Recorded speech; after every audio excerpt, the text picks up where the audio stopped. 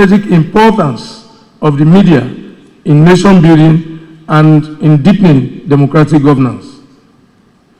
Indeed, this gathering reflects our collective resolve to ensure that the media remains the cornerstone of Nigeria's democracy. As we gather here, under the banner of the Nigerian Guild of Editors, it is fitting that we pay tribute to those whose foresight bettered this noble initiative.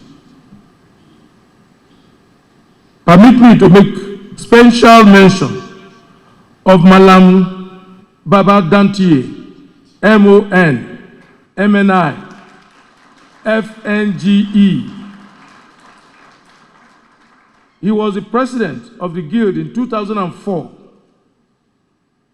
when this idea of holding an annual editors conference was bettered. Malam, thank you very much.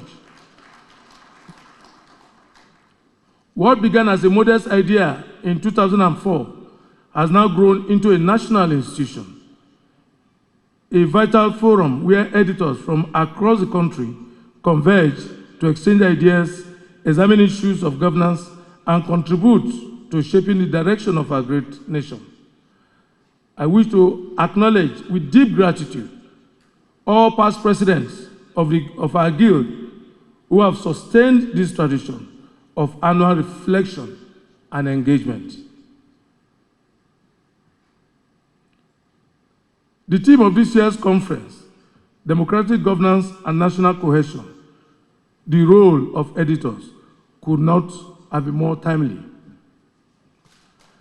Our democracy, though resilient, continues to be tested by insecurity, economic hardship, misinformation, and declining public trust in institutions and government officials' intolerance sometimes to press freedom.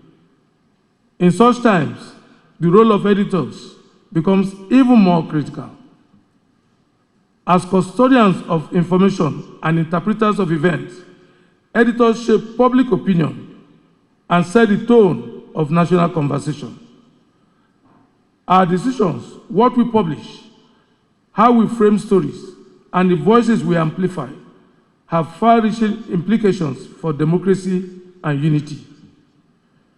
Democratic governance flourishes only when citizens are well-informed and when the media acts as a credible, independent watchdog. Editors must therefore defend the sanctity of truth, insist on transparency, and hold power to account, not as adversaries of government, but as constructive partners in the pursuit of national progress. Similarly, national cohesion requires that we rise above divisions and use our platforms to promote understanding, tolerance, and shared values. The pen must never become an instrument of division or hate, but a tool for healing and bridge building. Our editorial judgment must always reflect balance, fairness, and patriotism. The media is recognized constitutionally as the fourth estate of the realm. Under Chapter 2, Chapter 2, Section 22 of the Constitution, empowers the media to uphold the fundamental objectives of state principles and hold government accountable to the people. The media is also a veritable development partner. But for it to work effectively and perform its role, Mr. President, sir, the media must survive as a business. Without economic sustainability, our constitutional and social responsibilities become ineffectual. Therefore, we seek legislative and executive assistance to help balance our business, to make our businesses viable with our public duty.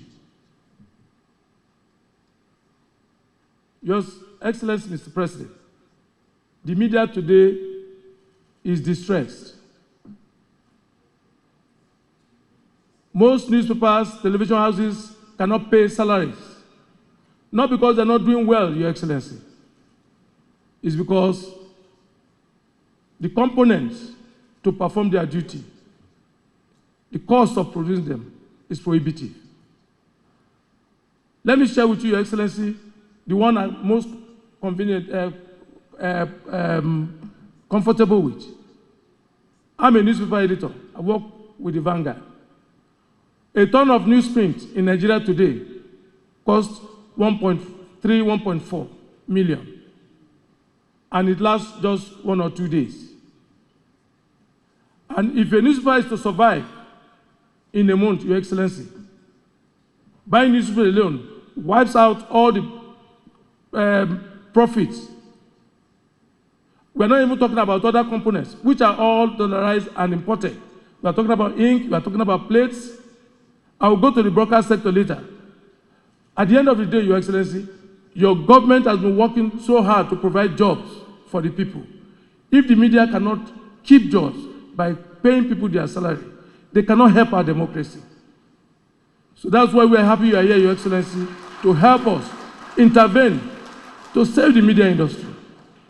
And we have a couple of ideas which we want to put before Your Excellency today. I will share them with you, sir.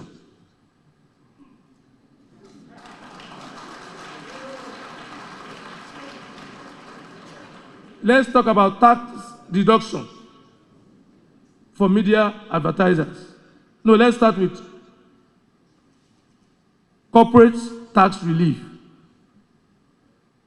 That's for between 5 to 10 years, which will enable media houses to stabilize, meet operating costs, and sustain their watchdog role.